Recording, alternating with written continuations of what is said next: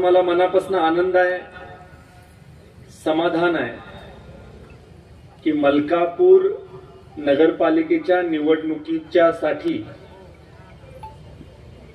घेतलेल्या प्रचाराच्या सभेच्या निमित्तानं हे असं चित्र आम्हाला बघायला मिळतं.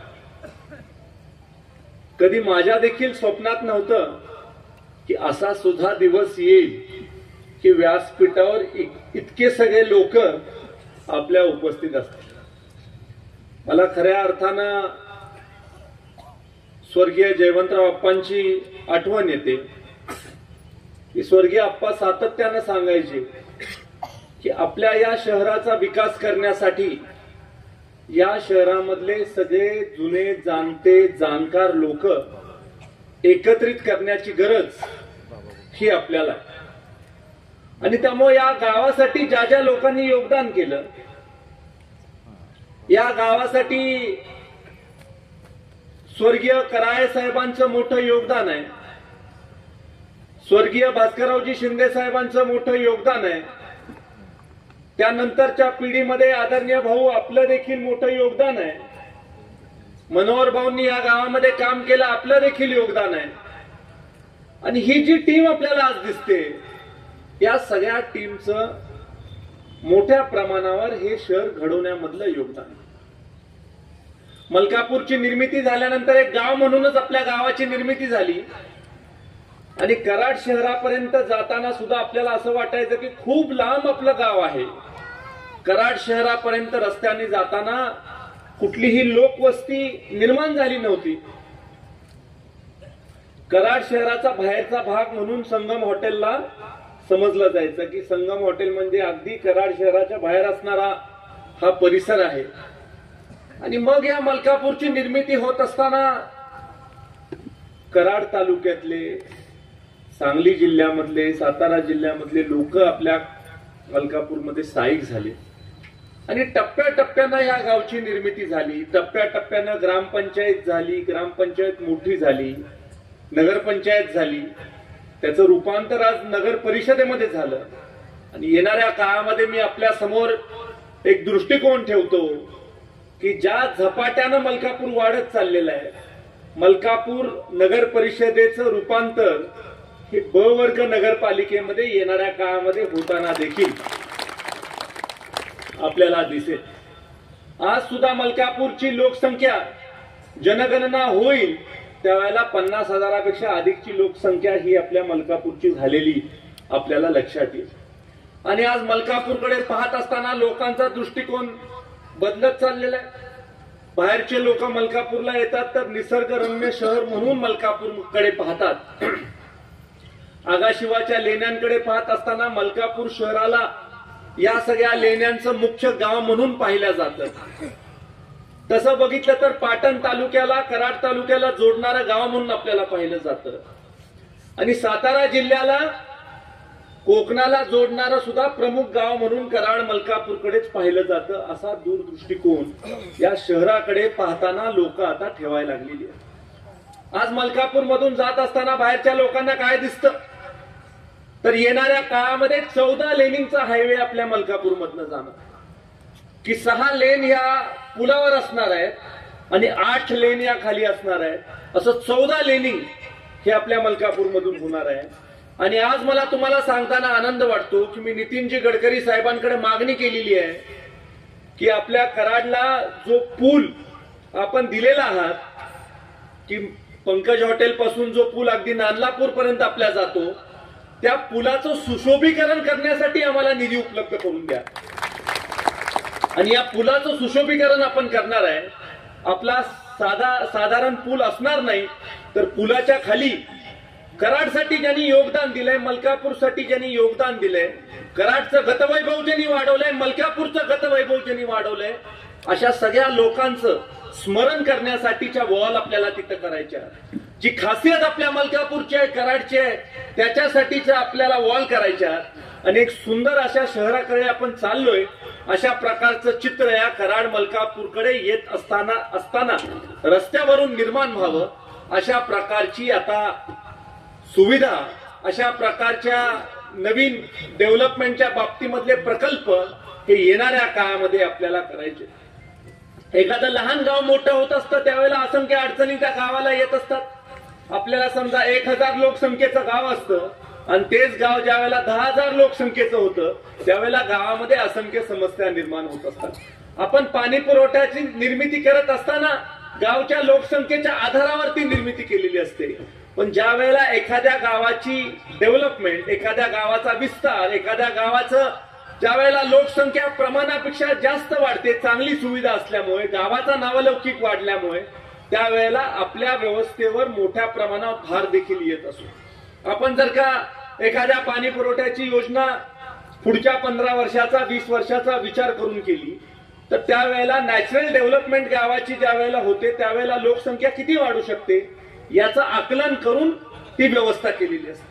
पण एखाद्या गावाची व्यवस्था जर का चांगली असेल, गावाचा नावलौकिक जर का वाढला आणि लोकसंख्या जर का आपण अपेक्षित केलं होतं त्याच्यापेक्षा जास्त वाढली तर त्यावेळेला व्यवस्थेवर आपल्या ताण निर्माण होऊ शकतो. या सगळ्या गोष्टीचा विचार करत असताना बरेच वेळेला आपल्याला असं वाटतं की आपली पाणी पुरवठा योजना आपण निर्माण केली, चांगली योजना आहे, 24/7 योजना आहे, लोक ती योजना आपली बघायला येतात. पण त्या योजनेमधून बरेच वेळेला आता पाणी पुरवठा जास्त वाढलेला असल्यामुळे ताण निर्माण होतो, अशी परिस्थिती निर्माण झालेली आहे. आणि त्यामुळे ही परिस्थिती जर का भविष्य काळामध्ये आपल्याला सोयीस्कररित्या सोपस्कररित्या सोडवायची असेल तर केंद्राचा आणि राज्याचा पैसा मोठ्या प्रमाणावर आपल्या मलकापूरसाठी उपलब्ध करून या सगळ्या सोयी आणि सुविधा विस्तारित करण्याच्या बाबतीमधलं पाऊल हे भविष्य काळामध्ये आपल्याला टाकणं गरजेचं आहे. एखादं घर आपण बांधलं, ज्या वेळेला आपण घर बांधलं त्यावेळेला एक आपला परिवार आहे. परिवार जसा मोठा होतो तसं घरामधल्या खुल्या कमी पडतात, त्यावेळेला त्या घराचा विस्तार करायला लागतो.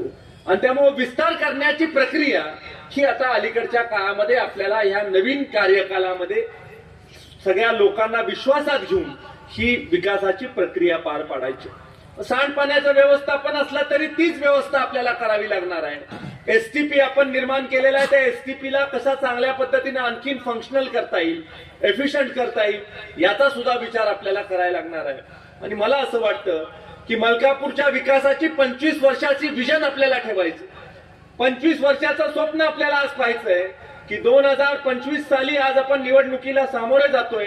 2047 साली भारत हा विकसित राष्ट्र होणार आहे. 2047 साली माझं मलकापूर कुठं असणार आहे याचं अनालिसिस, याचं प्लॅनिंग आज खऱ्या अर्थानं या नवीन बॉडीनी करणं गरजेचं आहे. पुढच्या 23 वर्षामध्ये मला काय काय करायचं हे प्रत्येक नगरसेवकांनी विचार करणं गरजेचं आहे. पुढच्या 23 वर्षानंतर काय काय आपल्या गावामध्ये पाहिजे याचा विचार नगराध्यक्षांनी करायचा आहे, उपनगराध्यक्षांनी करायचा आहे, सगळ्या नवीन निवडून जाणाऱ्या लोकांनी करायचं आहे. आणि 23 वर्षामध्ये टप्प्याटप्प्यानं एक मॉडर्न, अत्यंत विकसित, अत्यंत आधुनिक, अत्यंत निसर्गरम्य आणि खऱ्या अर्थानं भारताच्या नकाशावर अत्यंत उत्कृष्ट असणारं शहर माझं कसं मला बनवता येईल याच्यासाठीचा दृष्टिकोन आज खऱ्या अर्थानं मलकापूरमध्ये निवडून आलेल्या लोकांनी येणाऱ्या काळामध्ये करायचं. आज मी खऱ्या अर्थानं आदरणीय मनोहर भाऊंना सांगू इच्छितो की आपण 2018 साली मलकापूरच्या नगर परिषदेची इमारत ही उभा करायला घेतली आणि आज अजून मला वाटतं 7 कोटी रुपयाचा निधी हा उपलब्ध राजू भैया झाला की आपली नगर परिषदेची इमारत पूर्ण होणार. खऱ्या अर्थानं आपण मुख्यमंत्री साहेबांना भेटला त्यावेळेला आपण प्रस्ताव देखील मुख्यमंत्री साहेबांना दिला. त्यांनी सुद्धा त्वरित त्या गोष्टीला मुक सहमती दिली की ही आपण मलकापूर नगर परिषदेची इमारत ही ताबडतोब पूर्ण करून टाकू. आज या कार्यकर्त्यांच्या मेळाव्याच्या निमित्तानं मी तुम्हाला आश्वासन देतो की येणाऱ्या 3 तारखेला ज्यावेळेला भारतीय जनता पार्टीच्या विचाराचं सगळं पॅनल आपण निवडून देऊ, भारतीय जनता पार्टीचे नगराध्यक्ष आणि सगळे लोक आपण निवडून देऊ, त्याच दिवशी आदरणीय मुख्यमंत्री साहेबांना ज्या वेळेला मी आपला निकाल कळवण्यासाठी फोन करीन त्याच वेळेला तुम्हाला मी तारीख सांगेन की ह्या दिवशी आपण GR काढतो.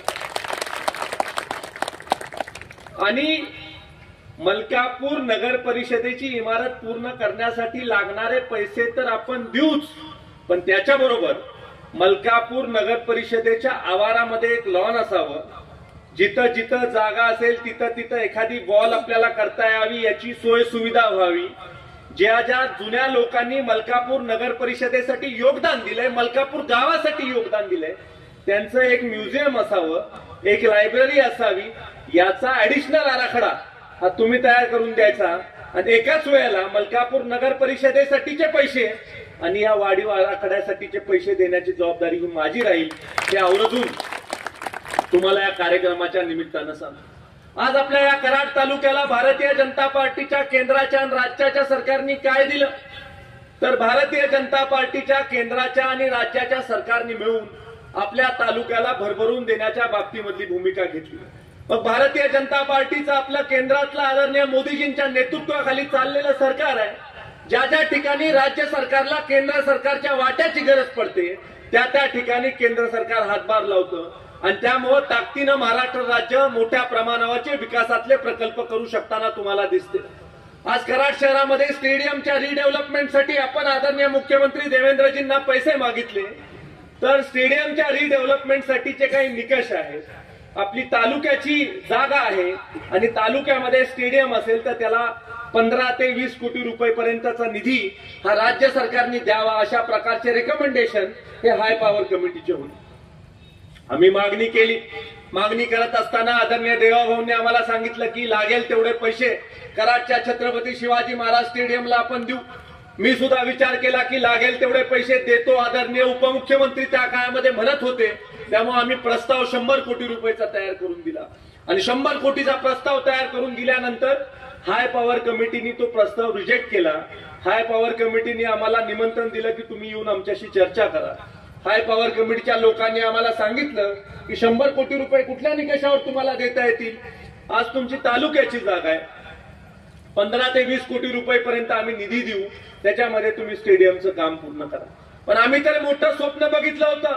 मी तोंडवर करून सगळ्यांना सांगितलं होतं की इथं आयपीएलच्या मॅच आपल्याला घ्यायच्या, आपल्या कराडला विमानतळ आहे, विमानाचं लँडिंग इथं होऊ शकतंय, आयपीएलची स्पर्धा होऊ शकते, रणजी ट्रॉफीची मॅच होऊ शकते. कैलासवासी खशाबा जाधवांचं मूळ गाव म्हणून आपण कराडकडे पाहतो.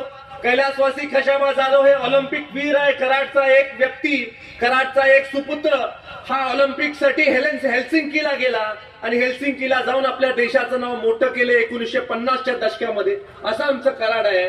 स्वर्गीय चव्हाण साहेबांची कर्मभूमी असणार आपलं कराड आहे आणि त्यामुळे आपल्याला मोठ्या प्रमाणावर निधी उपलब्ध होणार आहे. हाय पॉवर कमिटीशी चर्चा केली. हाय पॉवर कमिटीने सांगितलं की हे शक्य नाही आणि जोपर्यंत हाय पॉवर कमिटी क्लिअरन्स देत नाही तोपर्यंत मुख्यमंत्र्यांपर्यंत ती फाईल जाऊ शकत नाही. मी लगेच आदरणीय उपमुख्यमंत्री साहेबांचा त्या काळामध्ये वेळ घेतला आणि देवेंद्रजींना सांगितलं की साहेब मी हा शब्द दिलेला आहे आणि द्यायचा असेल तर मोठा निधी आपल्याला दिला पाहिजे.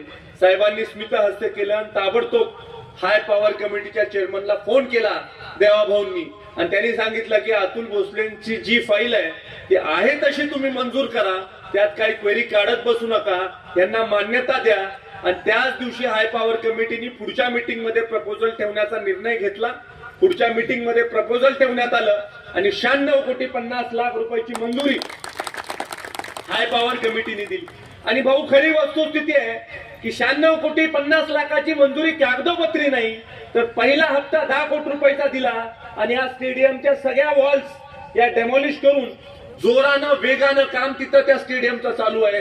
आणि तुम्हाला आज मी सांगतो की पुढच्या 1 वर्ष 2 महिन्यामध्ये, एक्झॅक्टली 1 वर्ष आणि 2 महिन्यामध्ये कराडचं छत्रपती शिवाजी महाराज स्टेडियम पूर्णत्वाकडे गेलेलं तुम्हाला दिसेल. इतक्या वेगानं आणि गतीनं काम हे कराडच्या छत्रपती शिवाजी महाराज स्टेडियमचं चालू आहे. 133 कोटी रुपयाचा निधी पीडब्ल्यूडी खात्याच्या माध्यमातून रवींद्र चव्हाण साहेबांच्या माध्यमातून या मतदारसंघामध्ये दिला. महाराष्ट्रामधला एकमेव असा मतदारसंघ आहे ज्या मतदारसंघामध्ये प्रमुख जिल्हा मार्ग 220 किलोमीटरचे आम्ही केलेले आहेत. 220 किलोमीटर रस्ते असे आहेत जे प्रमुख जिल्हा मार्ग आपण केलेले आहेत.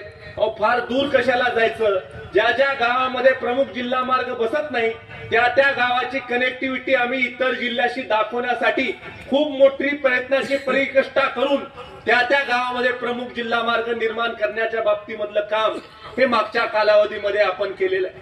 आपल्या कराड तालुक्यामध्ये हॅमचा रस्ता हायब्रिड अॅन्युटी प्रोग्रामच्या माध्यमातून आपण रस्ता दिला. हायब्रिड अॅन्युटी मेंटेनन्सच्या माध्यमातून कुसूर पासून दोंडेवाडीपासून ते रेल्वे कारखान्यापर्यंत शेनोलीपर्यंतचा रस्ता 4 लेनिंग करण्यासाठी 250 कोटी रुपयाचा निधी मागच्या कालावधीमध्ये राज्य सरकारच्या माध्यमातून देण्याचं काम देखील आपण केलं. आपण सगळ्यांनी मिळून मला मागणी केली की मलकापूर मधल्या रस्त्यांसाठी पैसे उपलब्ध करून द्या. मलकापूर मधल्या रस्त्यांसाठी 20 कोटी रुपयाचा निधी हा मागच्या कालावधीमध्ये आपण उपलब्ध करून दिला आणि काही ठिकाणचे रस्ते तर पूर्ण देखील झालेले आहेत. अगदी भाऊ तुमच्या स्टार इंग्लिश मीडियम स्कूलच्या समोरच्या रस्त्याचं उद्घाटन हे मागच्या कालावधीमध्ये रस्ता पूर्ण झालाय, त्याचं उद्घाटन देखील आम्ही पूर्ण केलेलं आहे. काही ठिकाणचे अजित काका तुम्हाला माहिती आहे रस्त्याची भूमिपूजन सुद्धा मागच्या कालावधीमध्ये आपण घेतलेले आहेत. अनेक ठिकाणच्या रस्त्याची भूमिपूजन झालेली आहेत आणि काही ठिकाणची कामं मात्र पूर्ण झालेली देखील आपल्याला दिसतात.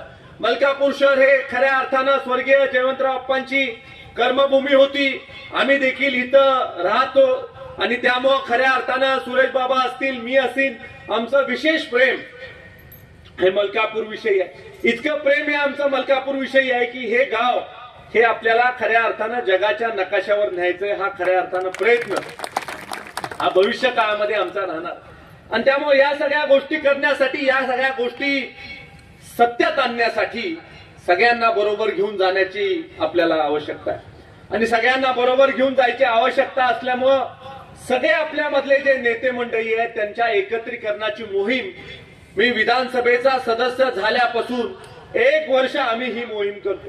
1 वर्षाच्या मोहिमेमध्ये खऱ्या अर्थानं यश हे मला आत्ता मिळालं, पण त्या मोहिमेची सुरुवात मात्र निवडून आलेल्या दिवसापासून मी आजपर्यंत करतोय. ही मोहीम करत असताना आपण कसलाच विचार केला नाही, मागचं सगळं विसरून जायचं हा निकष आपण लावला आणि चांगलं काम करणारी लोक बरोबर घ्यायची, जोमानं काम करणारी लोक बरोबर घ्यायची, दृष्टिकोन असणारी लोक बरोबर घ्यायची, नेतृत्व करत असणारी लोक आपल्याला बरोबर घ्यायची आणि बरोबर घेत असताना किंतु परंतु मनामध्ये ठेवायचा नाही हा दृष्टिकोन आम्ही घेतला आणि त्या दृष्टिकोनाचं यश आपल्याला आज इथं दिसतंय की व्यासपीठावरची जर का तुम्ही सगळे मंडळी बघितले तर सगळे नेतृत्व करू शकत असणारी मंडळी एकाच वेळेला व्यासपीठावर आपण घेतली आहे आणि व्यासपीठावर घेत असताना मला याची देखील जाणीव आहे की लोकांच्या मनामध्ये किंतु परंतु आहे. आज आदरणीय मॅडमचं भाषण होत असताना सारिकाताईंचा मी चेहरा बघत होतो. मला लक्षात आलं की त्यांना सुद्धा असं वाटतंय की कसं काय यांना भाषणाचा चान्स मिळतोय, आम्हाला सुद्धा भाषणाचा चान्स मिळाला पाहिजे असं त्यांनाही वाटू शकत असतं. पण शेवटी सगळ्यांना संधी देणं शक्य नसतं. काही लोकांनी संधी घ्यायची असते, काही लोकांनी पाठबळ द्यायचं असतं, पाठिंबा द्यायचा असतो आणि त्यामुळे ज्याला ज्याला जिथं जिथं आपण संधी देऊ शकतो त्याला त्याला तिथं तिथं संधी देण्याचं काम भाऊ आपण केलेलं आहे. ज्याला ज्याला नव्यानं संधी द्यायचंय त्याच्यासाठी सुद्धा आपण प्रयत्नशील आहोत. मला याची सुद्धा जाणीव आहे की आपल्या 22 जागांसाठी 133 लोकांनी इच्छुक म्हणून अर्ज भरलेले आहे आणि 133 लोकांनी अर्ज भरल्यामुळे 22 लोकांना संधी मिळणार आणि 111 लोकांना संधी मिळणार नाही. आणि ज्या वेळेला आपले 133 लोक इच्छुक झाले त्यावेळेला एक नवा राजकीय विचार देखील इथं उदयास आला आणि तो राजकीय विचार असा आहे की यामधनं जे नाराज होतील त्यामधनं आम्ही पॅनल करणार. मला आपण सांगा, आमचं खणखणीत नाणं आहे, आम्ही भारतीय जनता पार्टीच्या कमळ चिन्हावर निवडणुकीला सामोरे जाणार आहोत. आज सुद्धा कुठल्या चिन्हावर लढायचं हे आमचं फिक्स आहे, कोण आमचे लोक आहे हे फिक्स आहे. भारतीय जनता पार्टीचे प्राथमिक सदस्य असलेले लोकच या निवडणुकीला सामोरे जाणार हे आमचं निश्चित आहे. कुठल्या अजेंडावर निवडणूक लढवतो तर विकासाच्या अजेंडावर आम्ही निवडणूक लढवतोय हे आमचं निश्चित आहे.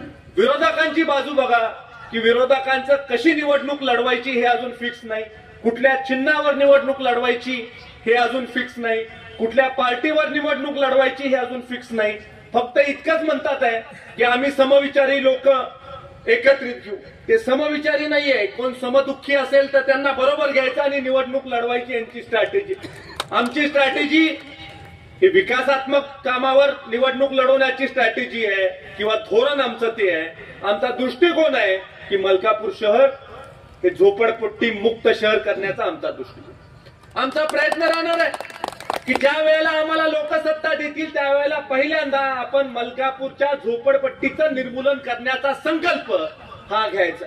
आणि तो संकल्प घेत असताना कोल्हाटी समाजाचे माझे भाऊ बहीण असतील, दांगट समाजाचे माझे भाऊ बहीण असतील, जे जे आगाशूनगरच्या झोपडपट्टीमध्ये राहिलेले लोक आहेत, त्या लोकांना घेऊन पहिल्यांदा आपण मुख्यमंत्र्यांबरोबर बैठक करायची, त्यांचे प्रतिनिधी घेऊन मुख्यमंत्र्यांबरोबर बैठक करायची. आणि आदरणीय देवाभाऊंना मी एवढंच सांगणार आहे की साहेब, सगळे निकष बाजूला ठेवून आपण सरकारच्या निकषामध्ये बसवून हा प्रकल्प कसा पूर्ण करायचा हे बघू. अनेक निकष आहेत, त्या निकषामध्ये कसं बसवायचं हे आपणच आम्हाला सांगा. आपणच अधिकाऱ्यांना बरोबर घ्या आणि अधिकाऱ्यांना निर्देश द्या की ही माझी योजना पूर्ण झाली पाहिजे. खऱ्या अर्थानं आपल्या झोपडपट्टीची निर्मिती झाली त्यावेळची लोकसंख्या कदाचित कमी असेल. आज लोकसंख्या वाढलेली आहे, आज समस्या आहे तुमच्या समोर. आज तिथं राहणारी लोक समजा 140 कुटुंब होती पूर्वी, 20 वर्षापूर्वी, तिथं आज 500 कुटुंब आहे. मग 140 पासून 500 पर्यंत तुम्ही कशा प्रकारे लोकांना अकोमोडेट करणार हे देखील तुम्हाला ठरवावं लागेल, विचार करावा लागेल. सरकारने समजा एखादा निकष त्यांच्या नियमावलीमध्ये घातला असेल, त्या निकषामधून आपल्याला हा मार्ग कसा काढता येईल याच्यासाठी सुद्धा तुम्हाला विचार करावा लागेल. आणि हे सगळं कधी शक्य होईल तर मुख्यमंत्र्यांचा हात आपल्या डोक्यावर असला तरच या गोष्टी शक्य होतील, अन्यथा या गोष्टी शक्य होणार नाही. नियमामध्ये जेवढं बसेल तेवढी परवानगी मिळेल, राहिलेल्या लोकांचं तुम्ही काय करणार हा प्रश्न तुमच्या समोर निर्माण होईल. आणि त्यामुळे केंद्र आणि राज्य सरकारची मदत तुम्हाला गरजेची आहे, नगर विकास विभागाची मदत तुम्हाला गरजेची आहे. वेळ प्रसंगी माडाला सुद्धा तिथं आणायचं का हा सुद्धा विचार तुम्हाला करावा लागेल. आणि त्या विचार केल्यानंतर आदरणीय मुख्यमंत्र्यांच्या समोर तुम्हाला तो विषय मांडावा लागेल. लो कॉस्ट हाऊसिंग हे तुम्हाला तिथं कसं करायचं, आणि तुम्हाला जर का स्काय स्क्रेपर करायची असेल, मोठी इमारत करायची असेल तर ती कशी करता येईल, कुठल्या निकषामध्ये बसून करता येईल, समजा आपल्याला प्लॉट्स करायचे असतील तर ते कसे करता येईल, याचा विचार, याचं डेव्हलपमेंटल प्लॅनिंग हे तुम्हाला मलकापूरमध्ये बसून करावं लागेल. आणि नुसतं प्लॅनिंग आपल्याला करायचं नाही तर या 5 वर्षामध्ये किल्ली देण्यासाठी अमित शाह साहेबांना आपल्याला बोलवायचंय. अमितभाईंनी आपल्याला शब्द दिलेला आहे. अमितभाईंनी माझ्या ज्या वेळेला प्रचाराची सभा झाली त्यामध्ये त्यांनी सांगितलं की मी इथं परत येईन तर झोपडपट्टी वासियांना पक्क्या घराची किल्ली देण्यासाठी येईन, असा शब्द अमितभाई शाह साहेबांनी दिलेला आहे. आपण त्यावेळेचं त्यांचं भाषण बघा, त्यांचं मार्गदर्शन बघा. त्यांनी शब्द दिला की मी हे करण्यासाठी येईन आणि हे सगळं करणं शक्य आहे. पाटण कॉलनीमध्ये देखील आम्ही आता संकल्प केलेला आहे. लँड यूज परमिशन चेंज करण्यासाठी आम्ही शासन दरबारी प्रस्ताव दिलेला आहे आणि तो प्रस्ताव सुद्धा लॉ अँड ज्युडिशरीकडे आहे. येणाऱ्या काळामध्ये निवडणूक झाल्यानंतर आम्ही तिथं जाणार आहे आणि मुख्यमंत्री साहेबांकडून ती सुद्धा केस क्लिअर करून घेणार आहे. लँड यूज परमिशन चेंज करायची, लो कॉस्ट हाऊसिंग साठी लँड यूज परमिशन करायची, जी पार्किंग साठी जागा आहे तिला लो कॉस्ट हाऊसिंग मध्ये कन्वर्ट करायचं आणि तिथं देखील आपल्याला पक्की राहण्याची घरं त्या लोकांना द्यायची. मला आपण सांगा, अनेक वर्षापासून लोक इथं राहतात. मलकापूरच्या निर्मितीपासून आमचा तो समाज तिथं राहतो. ते लोक तिथं राहतात. ज्या वेळेला पाऊस पडतो त्यावेळेला घरामध्ये पाणी येतं. मुलगा मुलगी शिकत असेल तर त्याच्या पुस्तकावर पाणी पडतं. शाईचा पेन असेल तर शाई सगळी आपले पसरते. अशा पद्धतीचं वाईट परिस्थिती निर्माण होते. जे चुलीवर स्वयंपाक करतात त्यांना मोठ्या प्रमाणावर अडचण निर्माण होते. मागच्या कालावधीमध्ये आपण तिथं संरक्षण भिंत सरकारच्या माध्यमातून केली. ती संरक्षण भिंत करून काही अंशी समस्या मार्गी लागली. पण ज्या वेळेला पक्की राहण्याची घरं होती त्यावेळेला सन्मानाचं जीवन त्या परिसरामधले लोक जगू शकतील आणि तो प्रयत्न आपल्याला भविष्य काळामध्ये करायचा. आपल्या शहराची जी अंडरग्राऊंड ड्रेनेजची व्यवस्था आहे ती मागच्या कालावधीमध्ये तुम्ही इनिशिएट केली. ती व्यवस्था 2047 सालापर्यंत लोकसंख्या गावची किती होणार, गावामध्ये किती एरिया डेव्हलपमेंटसाठी अवेलेबल आहे, आपल्याला एअरपोर्टचे नियम किती लागू होतात, त्या एअरपोर्टच्या नियमाप्रमाणे किती उंचीचं बांधकाम आपल्याला करता येतं, भविष्य काळामध्ये जे जुने बांधकाम आहे त्याचं रिडेव्हलपमेंट झाल्यावर किती लोकसंख्या वाढेल आणि ती लोकसंख्या वाढल्यानंतर आपल्या गावाला नेमकी व्यवस्था किती मोठी लागेल याचं नियोजन करून आपल्याला त्या योजनेला पैसे आणणं गरजेचं आहे. आज जर का आपण घाई गडबडीमध्ये एखादी योजना करायला गेलो तर कदाचित कमी पैसे आपल्याला मिळतील. योजना कदाचित तात्पुरती चांगली सुद्धा होईल, पण भविष्य काळामध्ये आपल्याला 5 वर्षांनी 10 वर्षांनी त्या योजनेला चालवताना अडचणी देखील निर्माण होऊ शकतात. आपली आजची जी योजना आहे ती अत्यंत आधुनिक आणि चांगली करण्यासाठीचा प्रस्ताव शासन दरबारी आपल्याला सादर करणं गरजेचं आहे. आपली आत्ताची 24/7 योजना चांगली आहे, ती आणखीन चांगली करण्यासाठी किती पैसे लागतील, एसटीपीच्या योजनेसाठी किती पैसे आपल्याला लागतील, अंडरग्राऊंड ड्रेनेजची गटरची योजना अत्यंत आधुनिक करण्यासाठी आपल्याला किती पैसे लागतील याचा एकत्रित प्रस्ताव तयार करणं गरजेचं आहे. उंडाळे प्रादेशिक पाणी पुरवठा योजना आम्ही चालू करणार या सरकारच्या कार्यकालामध्ये, हे आज मी घोषित करतो. मी आदरणीय गुलाबराव पाटील साहेबांबरोबर बैठक केली आणि मी सांगितलं की स्वर्गीय विलास काकांनी ही योजना उंडाळे प्रादेशिक पाणी पुरवठा योजना निर्माण करण्याचं स्वप्न बघितलं. ती योजना त्यांच्या आणि आदरणीय पृथ्वीराज चव्हाण साहेबांच्या कार्यकालामध्ये पूर्ण होण्यापर्यंत ती आली, पण ती योजना कधी चालू झाली नाही. आज आम्ही ती योजना चालू करणार आणि ती योजना चालू करत असताना जखीनवाडी असेल, नांदलापूर असेल, कोयना बाजार असेल आणि मलकापूर मधला वाढीव जो भाग आहे त्या वाढीव भागाला पाणी मिळेल अशा पद्धतीची योजना त्या माध्यमातून आम्ही तयार करू आणि पाण्याची कधी टंचाई होणार नाही या गावांना, याचं आम्ही आता प्लॅनिंग भविष्य काळामध्ये करणार आहोत. हे सगळ्या गोष्टी करताना शासनाचा निधी या सगळ्या गोष्टींसाठी उपलब्ध होणं गरजेचं आहे आणि ती तरतूद आपण भविष्य काळामध्ये निश्चित स्वरूपी करूया अशा पद्धतीचा देखील शब्द मी तुम्हाला आजच्या कार्यक्रमाच्या निमित्तानं देतो. जिथं रोपवे आपल्याला करणं गरजेचं आहे त्याचा सुद्धा प्रस्ताव पर्यटन विभागाकडे आपण देणं गरजेचं आहे. आगाशिवाचा टेबल लँडच्या बाबतीमध्ये आपली चर्चा झाली, रोपवे तिथं करणं गरजेचं आहे. त्यांनी पर्यटन वाढू शकतं. याला फार मोठा पैसा देखील लागत नाही, याला काही फार एकदम 1000 कोटीचं बजेट लागत नाही.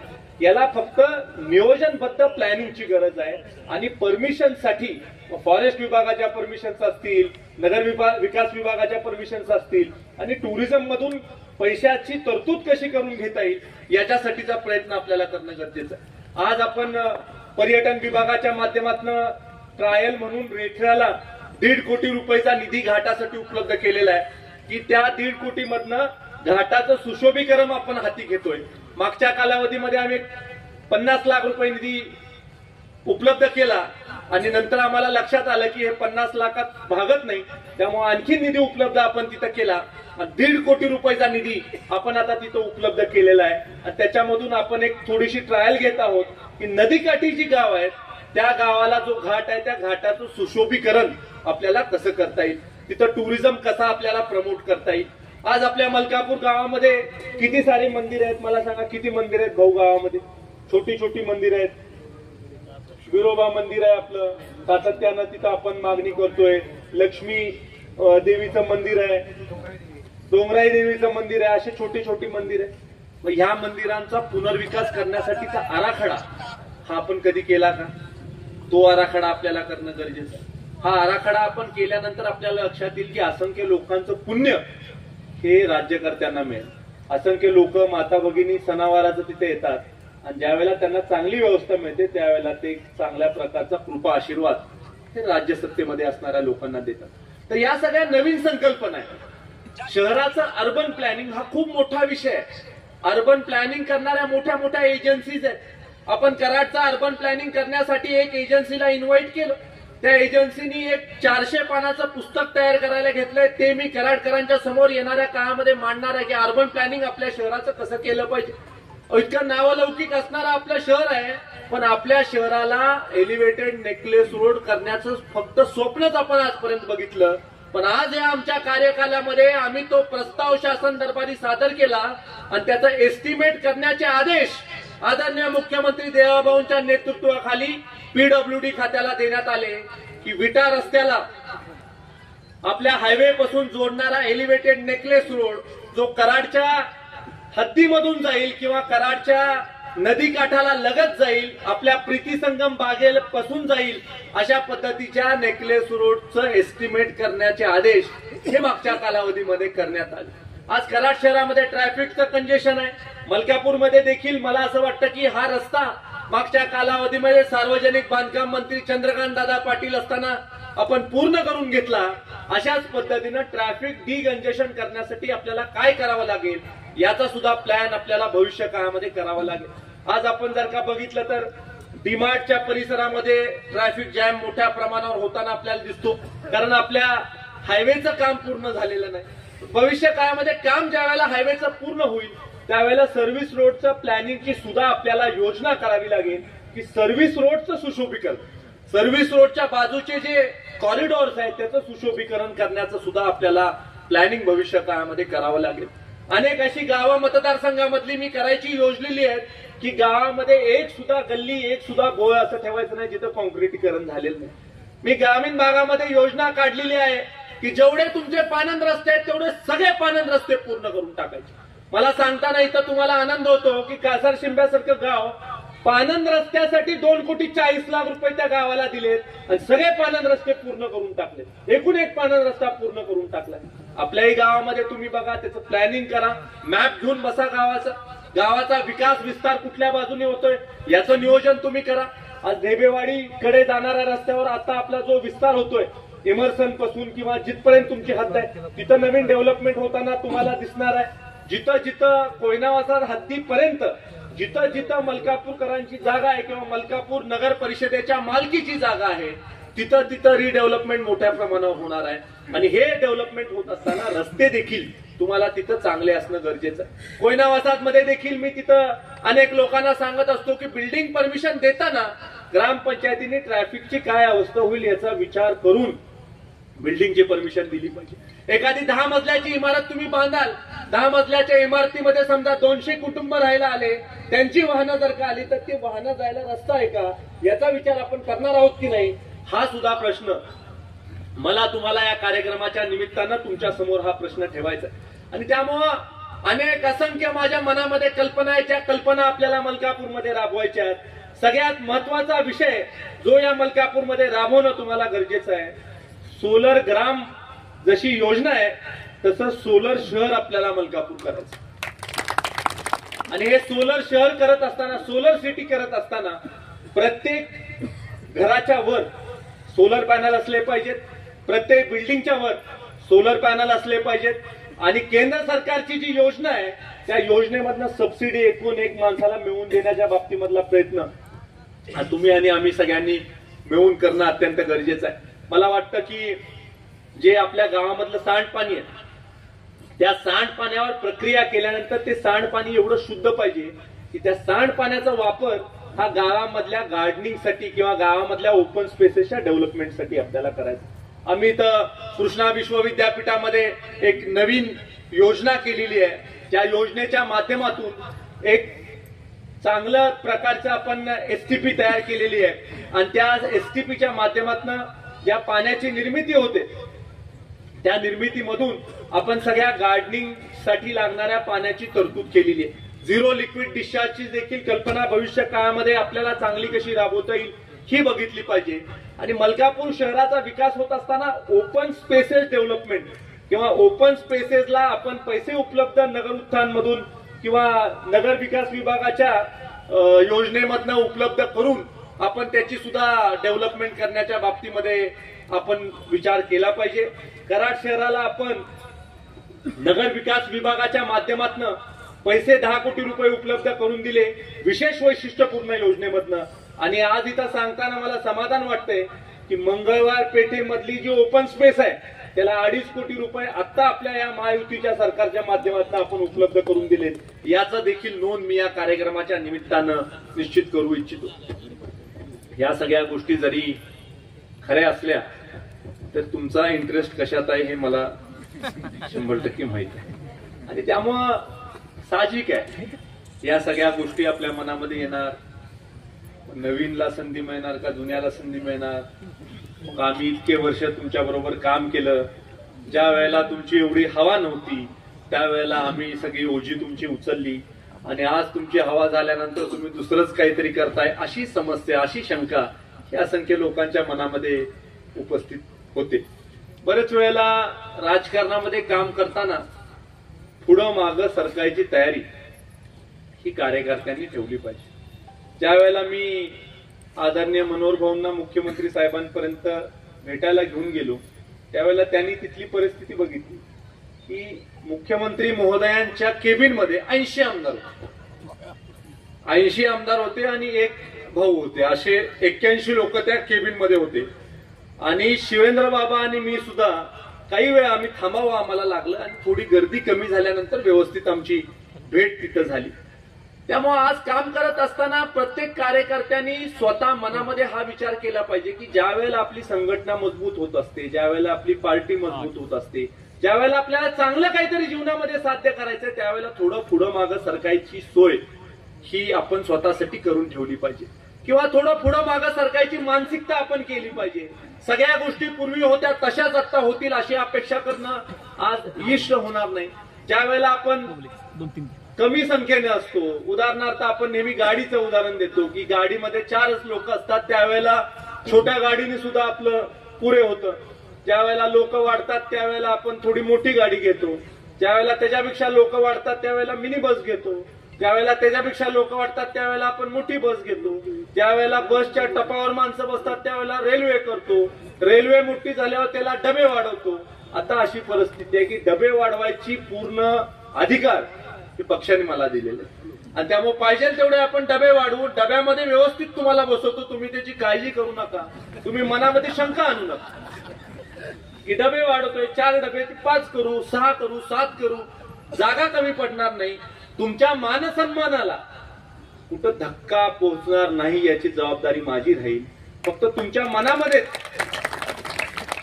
मनामध्ये जर का चुकीच्या शंका यायला लागल्यासारख्या, उदाहरणार्थ एखादा ग्लास आहे, ग्लासमध्ये पाणी आहे, मग पाणी निम्मा ग्लास भरलेला आहे का निम्मा मोकळा आहे हा बघण्याचा दृष्टिकोन हा ज्याचा त्याचा असतो. त्यामुळे दृष्टिकोन देखील आपण अत्यंत चांगला ठेवणं गरजेचं आहे. बरेच वेळेला नवीन माणूस बरोबर दिसला की काही जुन्या लोकांना असं वाटू शकतं की आता असं कसं काय झालं, आम्हीच होतो आजपर्यंत आणि आता नवीन माणूस दिसायला लागलेला आहे. नवीन माणसांच्या मनामध्ये शंका येते की सारखं बाबा कानात जुन्या माणसाच्या बोलतात, आपल्याविषयी तर बोलत नाहीत ना, असं नवीन माणसाला वाटू शकतं. तर अजिबात काळजी करू नका. कानामध्ये शक्यतो एकमेकाविषयी मी काही सांगत नाही, सांगायचं असेल तर समोरासमोर सांगतो. आपल्याला लांबचा पल्ला गाठायचा आहे. राजकारणामध्ये समाजकारणामध्ये येणारे 25 वर्ष आपल्याला काम करायचं. एखाद्या कार्यकर्त्याला मी जर का खोटं बोललो तर तो ते लक्षात ठेवेल आणि आज नाही पण 5 वर्षानंतर काढेल, 10 वर्षानंतर काढेल. आपल्याला ते होऊ द्यायचं नाही. एखादी गोष्ट शक्य नसेल तर प्रामाणिकपणे मी तुम्हाला सांगेन की ही गोष्ट आज शक्य नाही, पण एक ना एक दिवस आपण ती गोष्ट शक्य करू. योग्य वेळेला योग्य मार्गाने योग्य लोकांना योग्य संधी मिळत असते. आपण नेहमी सहनशील होण्याच्या बाबतीमधला सल्ला हा कार्यकर्त्यांचा ऐकला पाहिजे, नेत्यांचा ऐकला पाहिजे. आदरणीय अटल बिहारी वाजपेयींनी ज्या वेळेला सुरुवात केली त्यावेळेला 2च खासदार निवडून आले होते. 1980 साली ज्यावेळेला भारतीय जनता पार्टीचे 2 खासदार निवडून आले होते त्यावेळेला त्यांना हिनवायचे हम दो हमारे दो. आणि ज्या वेळेला अटलजी आपल्यामधनं निघून गेले त्यावेळेला अटलजींच्या अंत्ययात्रेला 14 मुख्यमंत्री अटलजींच्या बाजूने चालत होते आणि ह्याला यश म्हणतात की तो विचार त्यांनी त्यावेळेस पेरला आणि तो पेरल्यानंतर मग अनेक वर्षानंतर ज्या वेळेला अटलजींनी निरोप घेतला या पृथ्वीचा त्यावेळेला 14 मुख्यमंत्री आजूबाजूला चालत होते. आणि हे खरं संघटनेचं यश आहे, विचाराचं यश आहे. अंधेरा हटेगा कमल खिलेगा त्या काळामध्ये त्यांनी म्हटलं आणि चिखलामध्येच कमळ उगवतं हे सुद्धा त्या काळामध्ये असंख्य भारतीय जनता पार्टीच्या राष्ट्रीय स्वयंसेवक संघाच्या लोकांनी सांगितलं. आणि त्यामुळे याच्यामधून आपल्याला एकच गोष्टीचा बोध घेतला पाहिजे की सारखा स्वार्थ साधून देखील आपल्याला चालणार नाही. थोडं पुढं मागं सरकून आपण राहिलो तर चांगल्या प्रकारे आपल्याला बांधणी करता येईल. बरेच वेळेला निवडणुकीमध्ये रागाच्या पोटी आपण एखादं पाऊल उचलतो आणि ते पाऊल उचलल्यानंतर आपल्याला लक्षात येतं की हे पाऊल आपण चुकीचं उचललंय. पण ज्या वेळेला लक्षात येतं की पाऊल चुकीचं उचललंय तोपर्यंत वेळ निघून गेली. त्यामुळे पाऊल उचलण्याच्या आधी 10 वेळा आपण विचार करणं अत्यंत गरजेचं आहे. बरेच वेळेला माझ्या देखील जीवनामध्ये असे प्रसंग आले की त्या प्रसंगाच्या निमित्तानं मला वाटायचं की आपण हे उचललं असतं पाऊल तर योग्य झालं असतं, कदाचित हे पाऊल उचललं असतं तर आपण यशस्वी झालो असतो. पण योग्य गोष्टीला योग्य वेळ येणं गरजेचं असतं. तशी योग्य वेळ आल्यानंतर योग्य गोष्टी घडत असतात. हे देखील मी तुम्हाला या कार्यक्रमाच्या निमित्तानं सांगू इच्छितो. मला बरेच वेळेला वाटतं की कार्यकर्त्याची सुद्धा अडचण असते. कार्यकर्ते कष्ट करत असतात, काम करत असतात. मला आठवतंय की विधानसभेच्या निवडणुकीच्या आधी राजू आबांचा प्रवेश आम्ही मुंबईमध्ये घेतला आणि मोठा दणदणीत प्रवेश राजू आबांचा तिथं झाला. तदनंतर त्यांनी कामाच्या जोरावर मंडलाध्यक्ष म्हणून देखील तुमची बढती झाली. मंडलाध्यक्ष म्हणून देखील तुम्ही अत्यंत चांगल्या प्रकारे काम केलं. आणि ज्या वेळेला असं वेळ निर्माण आली किंवा असा प्रसंग निर्माण आला की आता आणखीन आपल्याकडे काही मोठे नेते मंडळी जुळणार आहे, आता भाऊ आपलं देखील विचार बदललेले आहेत आणि आपण देखील भारतीय जनता पार्टी बरोबर येणार आहात. त्यावेळेला काही वेळेला असंही मला वाटतं की आम्हाला काही वाटलं असेल, कदाचित मनामध्ये बोलले नाहीत तरी मला, पण काही मनामध्ये आलं असेल आबाच्या, पण तुम्ही मान्य केलं पाहिजे सगळ्यांनी, कार्यकर्त्यांनी. आदरणीय पत्रकार बांधवांना मी राज की बात सांगतो की आम्ही ह्यांना सगळ्यांना समजवतो आणि समजवल्यामुळे बघा सगळ्यांना व्यवस्थित आम्ही बसवलं. कुठंही घरामध्ये भांड्याला भांडं लागणार नाही याच्यासाठी आम्ही इन्सुलेशन केलं आणि त्यामुळे एकमेकाशी कुठं वादविवाद होणार नाही याच्यासाठीचा प्रयत्न मी केला. त्यांना पण घेऊन बसलो, त्यांना देखील समजून सांगितलं. बरेच वेळेला राजकारणामध्ये अशा गोष्टी होतात की काल आपण निवडणूक एकमेकाच्या विरोधात लढवली, आज लगेच आपण एकत्र व्हायचं, तर कसं एकत्र व्हायचं? कार्यकर्ते आपले ऐकणार का?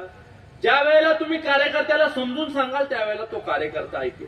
कार्यकर्त्याला ज्या वेळेला तुम्ही समजून सांगाल की अरे आपल्या गावासाठी आपल्याला करायचंय, आपल्या नेत्यासाठी आपल्याला करायचंय, आपल्या पार्टीसाठी आपल्याला करायचंय, भविष्यकाळात हा फायदा होणार आहे आपल्या गावाचा, की समजूत आपण काढाल त्यावेळेला या गोष्टी बदलतील. आणि समजूत काढणं कठीण काम आहे, मला माहित आहे की समजूत काढणं किती कठीण आहे. आता या 133 मध्ये किती घाम माझा निघणार आहे यांना समजवता हे माझं मला माहित आहे. आणि त्यामुळं आपण एक नवीन सिस्टीम आता इथं राबवत आहोत की दिवसा लोक भेटायची, रात्री 10 पासून 12 पर्यंत फोन घ्यायचे आणि 12 पासून 4 पर्यंत वेलकम. कोणीही फोन करा, कारण ते सिरियसली घ्यायचं नसतं. सकाळी तो पण विसरलेला असतो ना आपण पण विसरून जातो. त्यामुळे रात्री जास्त 10 नंतर येणारे फोन मी फार सिरियसली घेत नाही. आणि त्यावेळेला मनामधल्या लोक गोष्टी सांगत असतात, जुन्या गोष्टी सांगत असतात. मला हे माहित आहे की काहीच नव्हतं या गावामध्ये त्यावेळेला, अनेक लोक होते. आमचे कुठे आहेत बाळासाहेब गाडगे पहिल्यांदा माझ्याकडे आले, त्यांनी मला सांगितलं की गावात आपल्याला सुरुवात करायची. त्यांच्या माध्यमातून त्यावेळेला 2007-8 या वेळेला आपण सुरुवात थोडी केली आणि त्यावेळेला कार्यकर्त्यांना नौखं होतं सगळं आणि तेव्हापासून आजपर्यंत बराच आपला प्रवास झालाय. पण शेवटी एक गोष्ट देखील लक्षात घेतली पाहिजे की आपण 2008ला वागत होतो तसं 25 साली वागायला लागलो तर नाही ना चालणार. आपण सत्तेमध्ये नसताना जसं वागत होतो तसं सत्तेमध्ये आल्यानंतर वागून नाही चालणार. सत्तेमध्ये नसताना आपण ज्या आक्रमकतेने वागत होतो, सत्तेमध्ये आल्यावर ती आक्रमकता आपल्या गावच्या भल्यासाठी आपण वापरली पाहिजे. हा दृष्टिकोन तुम्ही ठेवणं गरजेचं आहे. हेच मी तुम्हाला या कार्यक्रमाच्या निमित्तानं हेच विचार तुमच्या समोर ठेवण्यासाठी मी इथं आलेलो आहे. बरेच वेळेला मला देखील या गोष्टीची जाणीव आहे की अनेक लोकांचा याच्यामध्ये निवडणुकीच्या निमित्तानं जी इच्छुक मंडळी आहेत विशेषतः त्या लोकांचा याच्यामध्ये कधी कधी निराशा देखील होण्याची शक्यता असते. आज या निवडणुकीच्या कडे पाहत असताना नवीन मलकापूरच्या निर्मितीसाठी असणारी ही निवडणूक आहे आणि नवं मलकापूर निर्मितीसाठी असणाऱ्या निवडणुकीला कुठंही चुकीची नजर त्या निवडणुकीकडे पडू नये कोणाची, याची काळजी तुम्ही आणि आम्ही घेणं गरजेचं आहे. कारण शेवटी भविष्याचा ज्या वेळेला पायंडा आपण पाडत असतो, भविष्यासाठीचा पाया आपण ज्या वेळेला रचत असतो तर पाया हा भक्कमच असला पाहिजे. आणि त्याच्यासाठी तुम्ही आम्ही सगळे एकत्र मिळून मलकापूरच्या नवनिर्मितीसाठी आपण सगळ्यांनी एक व्हावं, एवढीच विनंती तुम्हाला या कार्यक्रमाच्या निमित्तानं करून येणाऱ्या 2 तारखेला भारतीय जनता पार्टीच्या कमळाच्या चिन्हावर असणारे सगळे 22 उमेदवार आणि नगराध्यक्ष पदाचा उमेदवार मोठ्या मताधिक्यानं तुम्ही निवडून द्यायचा आहे, एवढं सांगून थांबतो. जय हिंद, जय महाराष्ट्र.